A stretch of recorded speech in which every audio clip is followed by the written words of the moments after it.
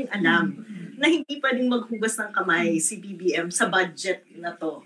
Kasi lalo na yung pang-approve sa mga unallocated funds. Oo. Yun, talagang gawa ng presidente. In-approve niya yung 2025 budget despite the fact na pinoint out na natin lahat ng issues na to eh. Ang interesting lang kasi, kung maglalantad ka, balikan mo yung ano ba yung para sa Pilipino dito. Doon sa lahat ng sinabi ni Zaldico, walang ni katiting doon na magkukontribute sa pag-demand ng accountability ng taong bayan. So napakalinaw na yung purpose ng revelation niya today ay political ang sineserve at hindi yung hustisya para sa taong bayan. Kaya hindi po kami nagre-react ng ganito dahil apologies na kami ni BBM. Ang gusto natin, kung talagang sangkot si BBM at alam naman natin na sangkot siya, kailangan mapanagot siya. Mapanagot yung lahat ng corrupt. Hindi yung i-manipulate again ang mga Pilipino na ganito yung pag-iisip. React naman tayo agad.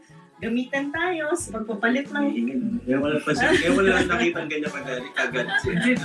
Taksa ngayon